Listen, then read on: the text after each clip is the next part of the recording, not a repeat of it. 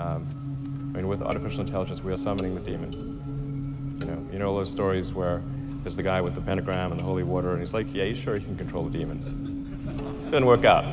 And actually, my prediction is in the benign scenario of the future that the robots will actually make so many robots and AI that they will actually saturate all human needs.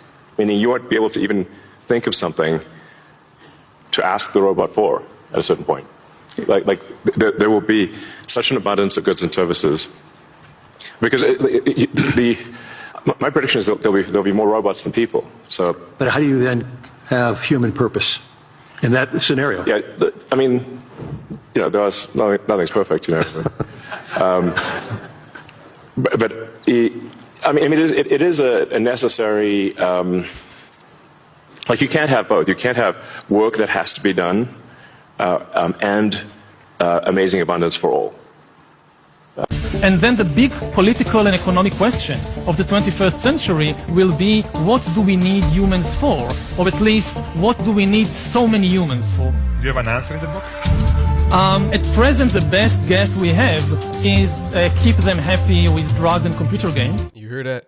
That's Yuval Noah Harari. These people have these annual summits where all of the elites link up. It's called the World Economic Forum, right? They sit on these boards, they sit on these panels and discuss all of the sinister plans that they have for the world, right? They've been talking about this for years now. I'm bringing some awareness. I've been bringing awareness to it before I even got on this platform here. Now I'm here to bring it to this platform here. Y'all hear them. People will be living in the metaverse. They will own nothing and be happy. To make them happy, they will give them drugs and computer games. It'll be the VR headsets. They will have an augmented reality. And they're using all of the elites you seeing. You seeing Elon Musk, you seeing Mark Zuckerberg, all of them. They're all playing Monopoly together. They're trying to monopolize this digital beast system that's coming. And we call this the metaverse. What you guys do in here?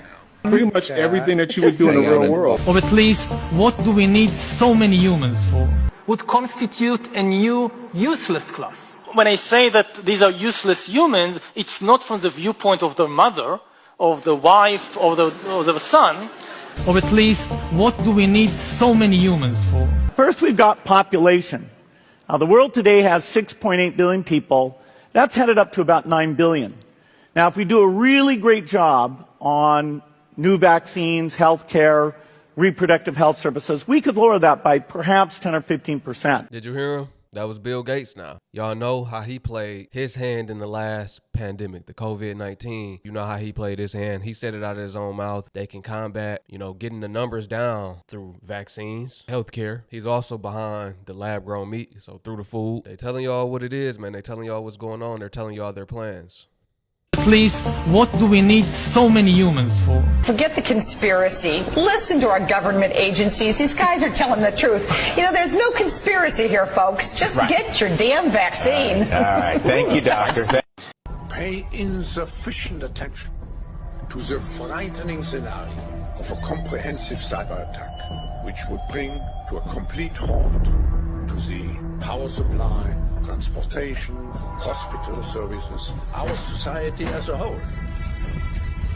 The COVID-19 crisis would be seen in this respect as a small disturbance in comparison to a major cyber attack. We could talk about the cyber attacks, right?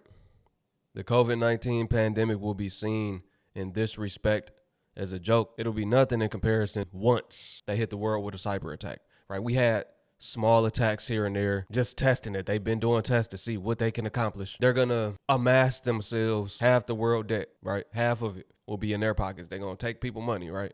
They're going to finesse everybody. That's one thing. A lot of people will perish. If you're in a hospital, you've seen that. People might be mid-surgery. That might not go too well. You know how that's going to end up. If you're on a plane, you know how that's going to end up. These are why at these times, travel should only be essential for the most part. If it's necessary, getting on that plane and traveling. They want to stop that as a whole, though, anyway. It's a lot of things coming, man. These are the things we got to focus on. These are the players in this world right now that are in control. The devil has control over this earth right now, right? The Most High gave him this window of time, so they playing their hand in the end times, right? They playing their hand in testing us. Slavery never ended. It's transforming. It transformed to the workforce, right? Think about it. The slaves used to work for what? They gave them food and somewhere to stay. Now we work for food and somewhere to stay. It's the same thing. And it's going to go from that. Once all these jobs are replaced by robots, this digital beast system will be the new form of enslavement. It's called the 2030 Agenda, or Agenda 2030. You need to see this.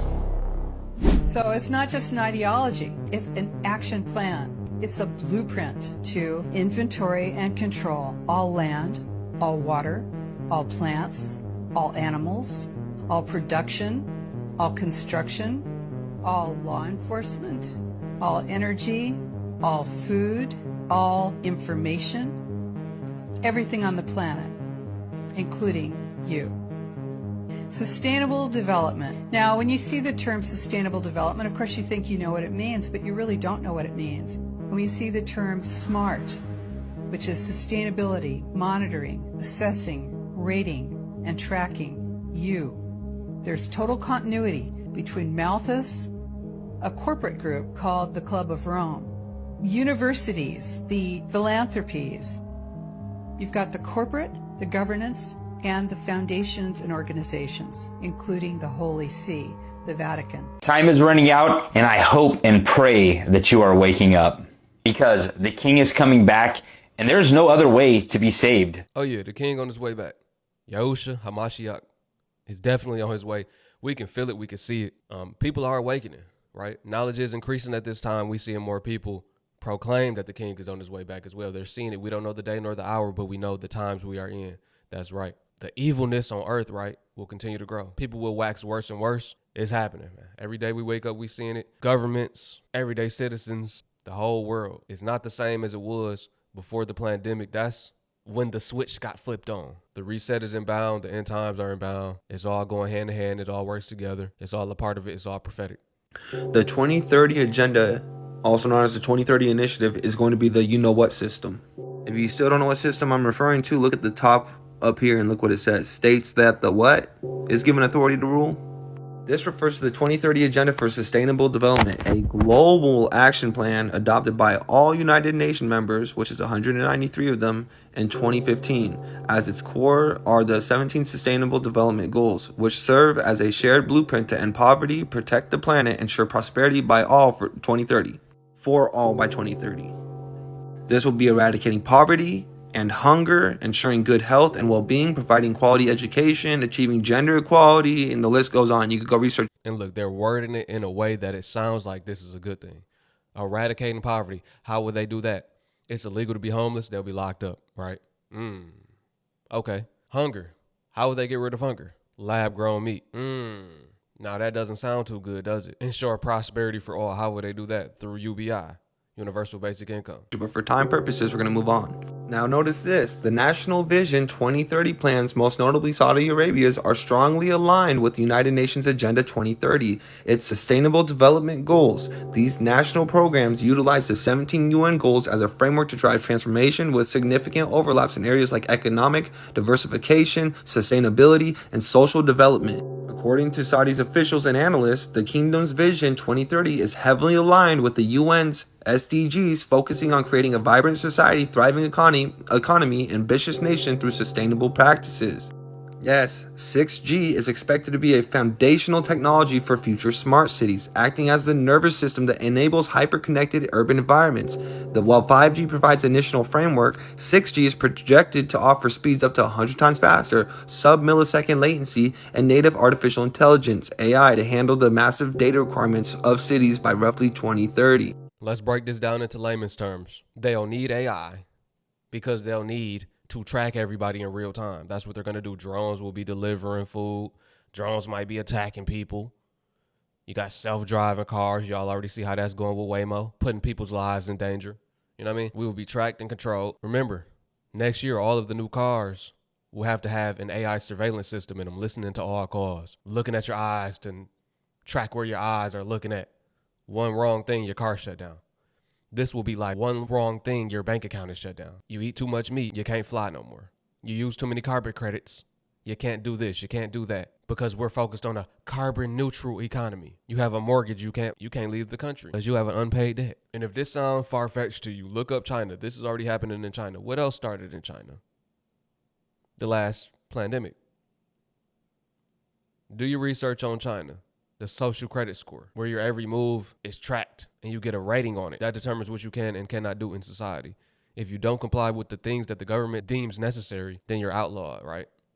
You're blocked, you're banned from doing specific things. If you don't get the vaccines, you're blocked. If you don't register your child to the digital birth registry, where they're given a digital ID at birth, you might be locked up. That's the times we coming to. We just got to be prepared for these times. You got to already have it set in your mind, man. Either you going to get the chip or you going to die for your soul. Choice is yours, right? And most people, even the elect, will be deceived. They'll end up getting it, thinking it's for their greater good.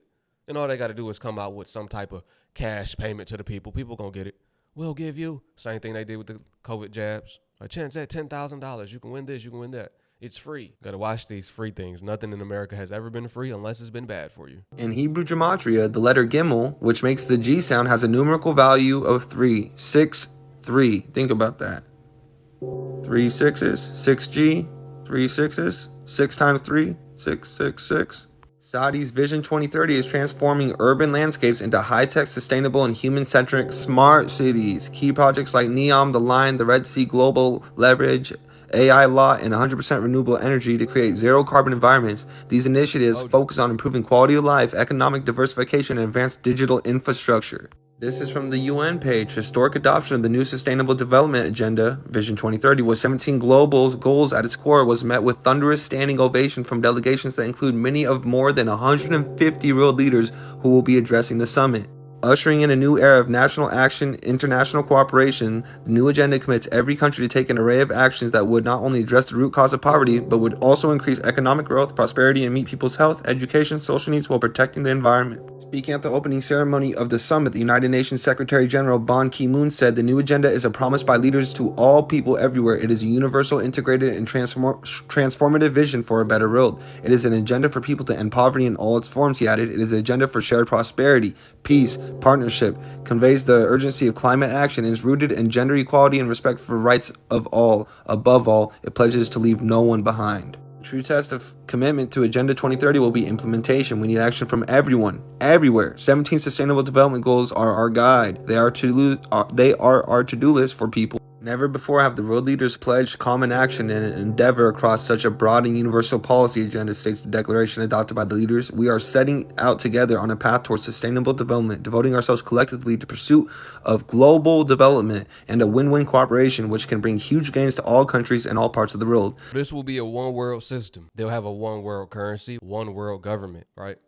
AI governance. Everything will be controlled by AI. That's the plans that they have. It'll be a universal system. The digital IDs will all work, no matter if you're in this country or in that country.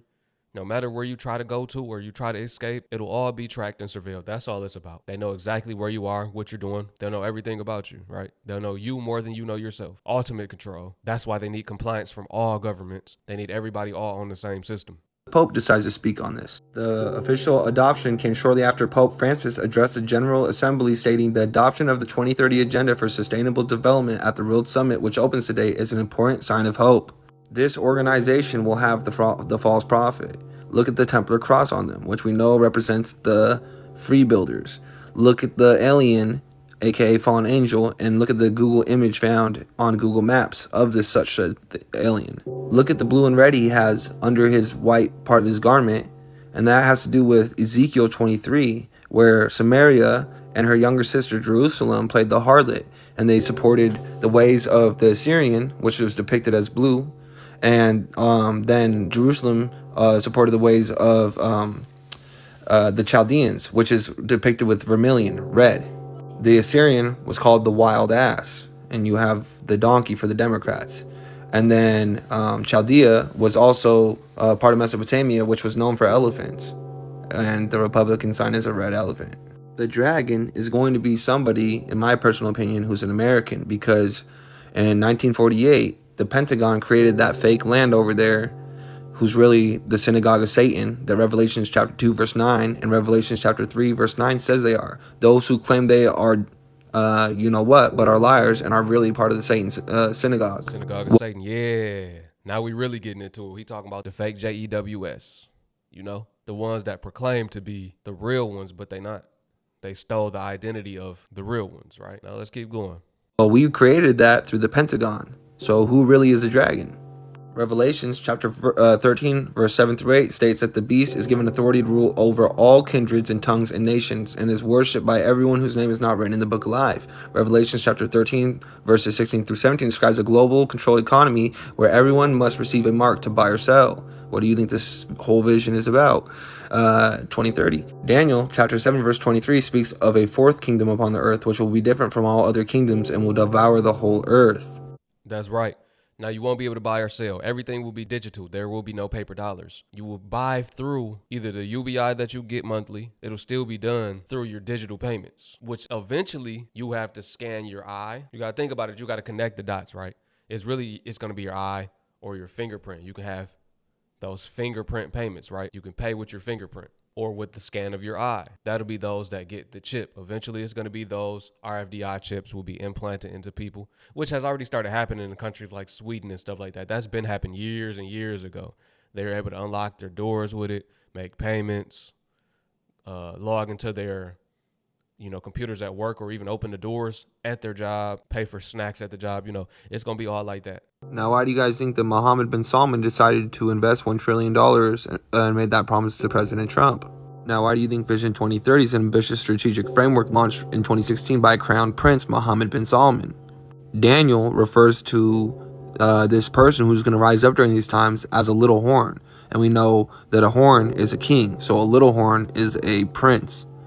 So why do you think that he's so involved with this? Why do you think he's investing so much money? I believe he's going to be the actual, the one that the dragon gives his authority to. I'm trying to censor my words because my last video got banned for such things.